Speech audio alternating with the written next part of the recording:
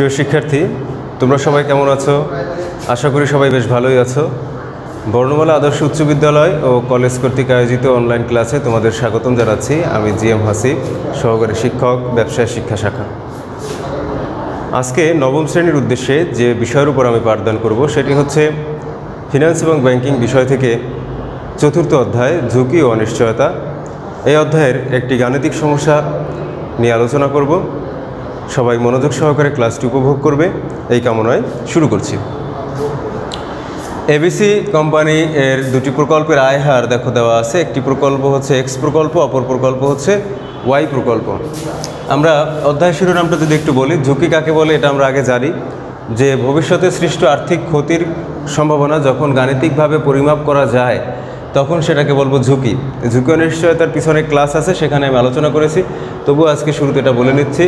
যদি ভবিষ্যতে সৃষ্ট ক্ষতির সম্ভাবনা যখন গাণিতিকভাবে পরিমাপ করা যায় তাকে বলা হবে ঝুঁকি। আর অনিশ্চয়তা হচ্ছে আর্থিক ক্ষতির সম্ভাবনা যদি গাণিতিকভাবে বা সংখ্যায় পরিমাপ করতে না পারি বা প্রকাশ করতে না পারি তখন তাকে বলা হবে অনিশ্চয়তা। ঝুঁকি হচ্ছে পরিমাপযোগ্য ঘটনা, ঠিক আছে? ঝুঁকি পরিমাপযোগ্য ঘটনা, কিন্তু অনিশ্চয়তা পরিমাপ করা যায় না। ঝুঁকি পরিমাপের যে পদ্ধতি, পরিসংখ্যানিক পদ্ধতি, সেটি হচ্ছে আদর্শ বিচ্যুতি।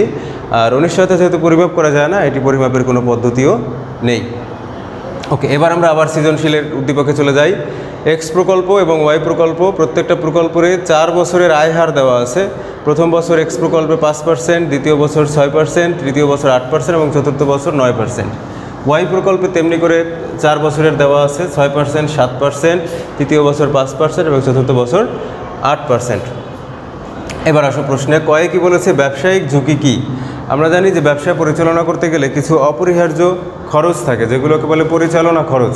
যেমন শ্রমিক কর্মচারীদের বেতন দেওয়া লাগে, তারপরে বিদ্যুৎ বিল রয়েছে, মজুরি দিতে হয় যে সকল শ্রমিক কারখানায় কাজ করে, বা পরিবহনে যে আমরা ব্যবহার করি, ক্রয় পরিবহন, বিক্রয় পরিবহন, এগুলোর খরচ থাকে। অফিস আদালতে কিছু কাগজপত্র ব্যবহার হয়, সেগুলোর খরচ থাকে, যেমন মনিহারি খরচ যেগুলো, অর্থাৎ তারপরে গ্যাস বিল, বিদ্যুৎ বিল, এগুলো হচ্ছে ব্যবসা পরিচালনার সাথে জড়িত। কর্মচারীদের যদি তুমি বেতন না দাও, প্রতিষ্ঠান যদি কর্মচারীদের বেতন দিতে ব্যর্থ হয়, সেক্ষেত্রে কিন্তু কর্মচারীরা কাজ করবে না। তাহলে ব্যবসায়ের এই সকল পরিচালনা খরচ যদি প্রতিষ্ঠান পরিশোধ করতে ব্যর্থ হয় তখন যে ঝুঁকির সৃষ্টি হয়, ব্যবসাটা বন্ধ হয়ে যাওয়ার উপক্রম হয়, তখন যে ঝুঁকির সৃষ্টি হয় সেই ঝুঁকিকে বলে হচ্ছে ব্যবসায়িক ঝুঁকি। অর্থাৎ ব্যবসায়ের পরিচালনা খরচ পরিশোধের অক্ষমতা থেকে যে ঝুঁকির সৃষ্টি হয় তাকে বলে হচ্ছে ব্যবসায়িক ঝুঁকি। ক্ষয় বলছে সুদ হারের ঝুঁকি ও আর্থিক ঝুঁকি কি সেটা ব্যাখ্যা করার জন্য। সুদ হারের ঝুঁকি কি? সুদের হার হ্রাস বৃদ্ধির কারণে বা সুদের হার তারতম্যের কারণে যে ঝুঁকির সৃষ্টি হয় তাকে বলে সুদ হারের ঝুঁকি। যেমন ব্যাংকে ধরো এখন আমানতের উপরে 5% সুদ দেয়, কিন্তু আমি আশা করেছিলাম যে ব্যাংকে খোঁজখবর নেওয়ার আগে আমি আশা করেছিলাম যে হয়তো আমাকে 10% সুদ দিবে, কিন্তু ব্যাংকে গিয়ে জানতে পারলাম যে আমাকে ব্যাংক 5% সুদ দিবে। এই যে আমি একটা খরচ নির্ধারণ করে রেখেছিলাম যে সুদ যেটা পাবো সেখান থেকে একটা খরচ আমি আশা করে রেখেছিলাম। যদি একটু এক্সাম্পল দিয়ে ক্লিয়ার করি, ধরো আমি 1 লক্ষ টাকা আমি ব্যাংকে রাখবো ভেবেছি। 1 লক্ষ টাকার উপরে আমি আশা করি যে 10% সুদ পাবো। হয়তো আমার পূর্বের অনুমান ছিল বা শোনা কথায় আমি ভাবলাম যে 10% সুদ পাবো। সেক্ষেত্রে আমার সুদসহ কত হবে? 1,10,000। এই চিন্তা করে আমি একটা খরচ নির্ধারণ করে রাখলাম যে ব্যাংকে যে আমানতটি জমা রাখবো সেখান থেকে পরবর্তীতে 1,10,000 টাকা পাবো, এটা দিয়ে একটা খরচ আমি করব। কিন্তু পরবর্তীতে ব্যাংকে জমা রাখতে গিয়ে আমি জানতে পারলাম যে 1 লক্ষ টাকায় আমাকে সুদ দিবে 5%।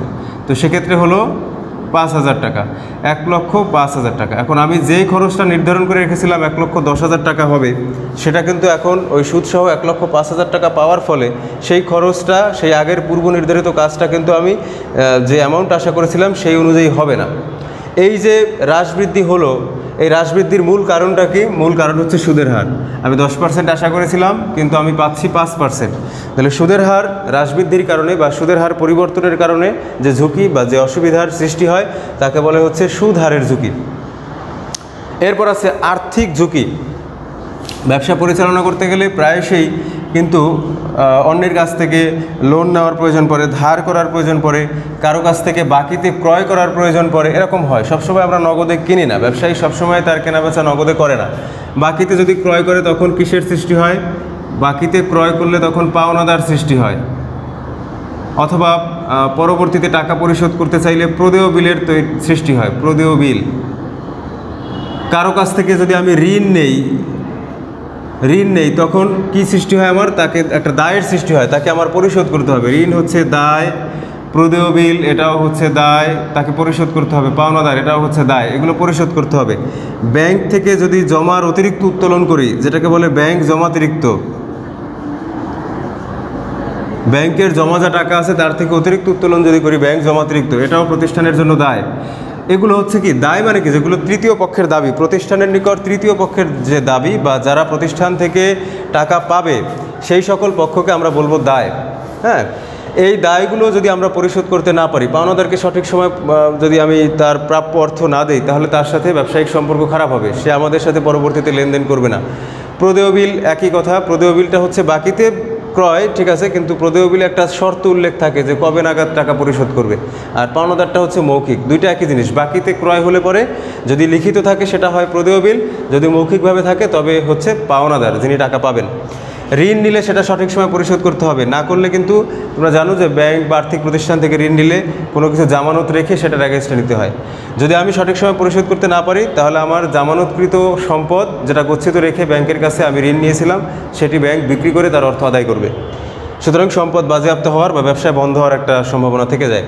তো এই দায় পরিশোধ করতে যদি ব্যবসায়ী না পারে, ব্যবসায়ী যদি এই দায়গুলো পরিশোধ করতে না পারে, তখন যে ঝুঁকির সৃষ্টি হয় তাকে বলা হলো আর্থিক ঝুঁকি। ওকে, এবার আসি আমরা গাণিতিক। গ এবং ঘ, এখানে গাণিতিক সমস্যাই আসে। গয়ে কি বলছে? এক্স প্রকল্পের আদর্শ বিচ্যুতি নির্ণয়। এক্স প্রকল্পের আদর্শ বিচ্যুতি নির্ণয়। আদর্শ বিচ্যুতি নির্ণয় করে হচ্ছে ঝুঁকির জন্য, ঝুঁকি নির্ণয়ের জন্য। এক্স প্রকল্পের আদর্শ বিচ্যুতি নির্ণয়, আমাদের যতগুলো বছর ততগুলো নিচে নিচে ঘর হবে, আর পাশাপাশি কি কি ঘর হবে? প্রথমটা হলো বছর, তারপরের ঘরটা হবে আয় হার, তারপর হবে আয় মাইনাস গড়, যেটাকে বলি ব্যবধান, আয় থেকে ব্যবধান। এরপর হচ্ছে ব্যবধানের বর্গ, যে ব্যবধানটা আমরা পাবো, পার্থক্য যেটা পাবো, ব্যবধানের বর্গ বের করতে হবে। আমাদের বছরের সংখ্যা কয়টা? বছর হচ্ছে 4টা, 1 2 3 4, 1 2 3 4। প্রথম বছর এক্স প্রকল্পে ছিল 5% আয়, দ্বিতীয় বছর ছিল 6%, তারপরে 8%, তারপরে হলো 9%। আচ্ছা, এই হলো আমার উদ্দীপক থেকেই তুললাম। এরপর কি করতে হবে? প্রথমে গড় আয় বের করতে হবে। গড় আয়, এগুলোর যোগফলকে ভাগ করতে হবে মোট বছরের সংখ্যা দিয়ে। তাহলে যোগফল কত হবে?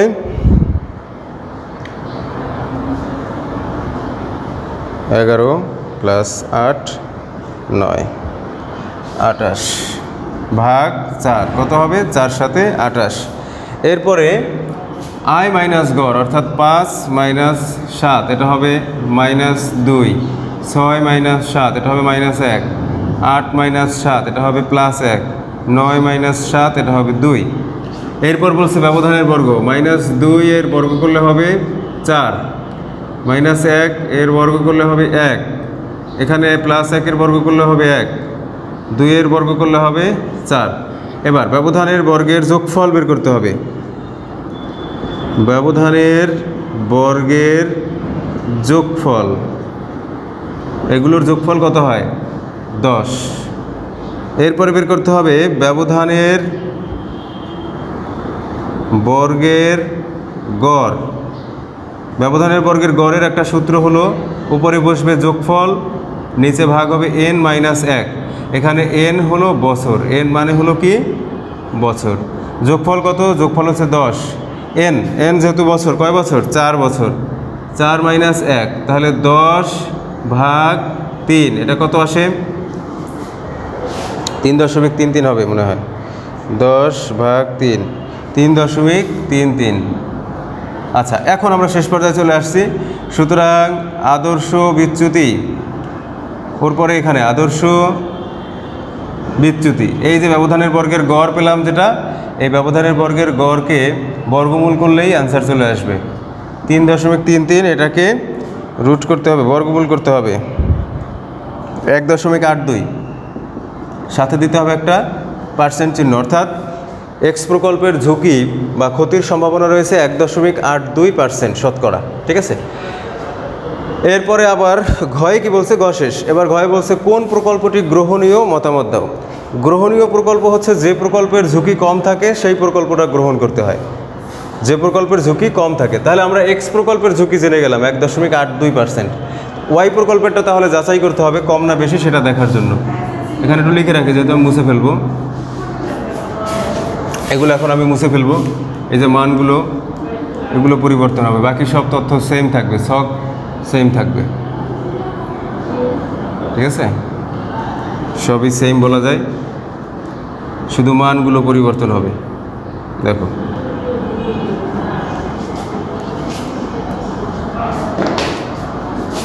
ঘ। এবার তাহলে প্রথমে কি নির্ণয় করা লাগতেছে, ওয়াই প্রকল্পের আদর্শ বিচ্যুতি। সিদ্ধান্ত নেওয়ার আগে এটা বের করতে হবে আগে। ওকে, প্রথম বছর কত ছিল ওয়াই প্রকল্পে, এটা ছিল 6%, 2-এ ছিল 7%, 3-এ 5%, চতুর্থ বছরে 8%। এগুলোর যোগফল করলে কত হবে, 18 আর 8 26 ভাগ 4, 26 ভাগ 4, 6.5।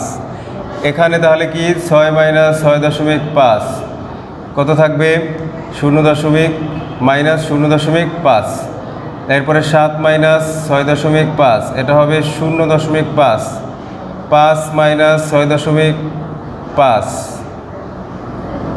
এটা হবে -1.5। 8 - 6.5, এটা হবে +1.5। এরপরে বলছে ব্যবধানের বর্গ 0.5 -0.5 এর বর্গফল হবে 0.25। এরপরে আবার 0.5 এটার বর্গফল হবে 0.25। 1.5 -1.5 এটার বর্গ করলে কত হবে, -1.5 এটার বর্গ করলে হবে -1.5 এটার বর্গ করলে হবে 2.25। আবার 1.5 এটার বর্গ করলেও হবে 2.25। দেখো দুইটা মাইনাস, এখানে মাইনাসে মাইনাসে কী হয় প্লাস, যেমন -2 এর বর্গ যদি করি আমরা কী হবে, -2 × -2, এটা হবে +4। আবার শুধু 2 এর বর্গ যদি করি তাহলে ওই +2 গুণ করলে কত হবে 4। এই জন্য মাইনাস যে কোনো সংখ্যাকে তুমি 2বার গুণ করা মানে ওটা আবার প্লাস হয়েই বসবে। এটা নিয়ে টেনশনের কারণ নাই যে -1.5কে বর্গ করেও যা পেলাম, +1.5কে বর্গ করে ওইটাই পেলাম, এটা নিয়ে টেনশনের কারণ নাই। দুইটা মাইনাস গুণ করলে মাইনাসে মাইনাসে প্লাস হয়। তাহলে আমাদের ব্যবধানের বর্গের আমরা বর্গ বের করছি, ব্যবধানের বর্গের এবার কি করতে হবে, ব্যবধানের বর্গের যোগফল 0.25 + 0.25 + 2.25 + 2.25, এটা হলো যোগফল হলো 5। এরপরে বলছে ব্যবধানের বর্গের গড়, যোগফলকে n-1 দিয়ে ভাগ করতে হবে। যোগফল হলো 5, n হলো 4 - 1, তাহলে 5 ভাগ 3,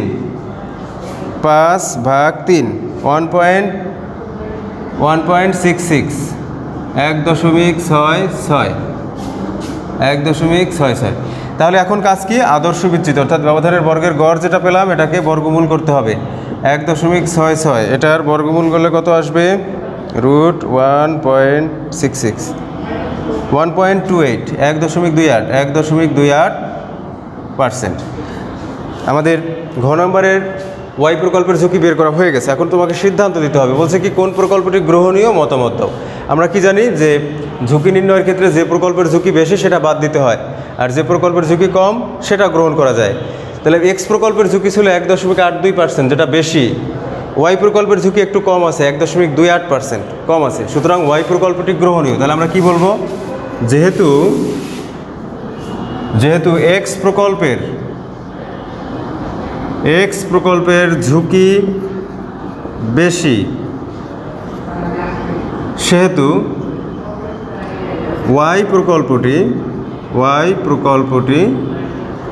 গ্রহণীয়। ঠিক আছে, এভাবে সিদ্ধান্ত নিতে হয়। আশা করি তোমরা এই গাণিতিক সমস্যার সমাধানটি বেশ ভালোভাবে বুঝতে পেরেছো।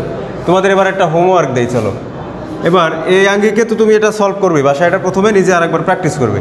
এরপরে তুমি একটা হোমওয়ার্ক নাও, আমি মানগুলো চেঞ্জ করে দিব শুধু, ঠিক আছে? মানগুলো চেঞ্জ করে দিব, তুমি একটা হোমওয়ার্ক নিজের মতো করবে, বাকি সব কিছু সেম থাকবে, নিজের মতো একটা হোমওয়ার্ক করবে। এরপরটা হলো যে SW, এখানে দিলাম 10%, 11%, 9%, 13%, এখানে 9%, 12%, 10%, 14%। এই দিয়ে তুমি এই তথ্যগুলো দিয়ে তুমি একটা হোমওয়ার্ক করে দেখবে যে এক্স প্রকল্পটা গ্রহণ করবে নাকি ওয়াই প্রকল্প গ্রহণ করবে, আদর্শ বিচ্যুতি বের করে তারপর সেটা সলভ করবে। প্রিয় শিক্ষার্থী, তোমাদের সবার সুস্থতা কামনা করছি। আশা করি তোমরা ক্লাসটি মনোযোগ সহকারে দেখেছো এবং যথাযথভাবে বাসায় এই হোমওয়ার্কটি করবে। সবাই ভালো থাকো। আজকের মতো বিদায় নিচ্ছি। আল্লাহ হাফেজ।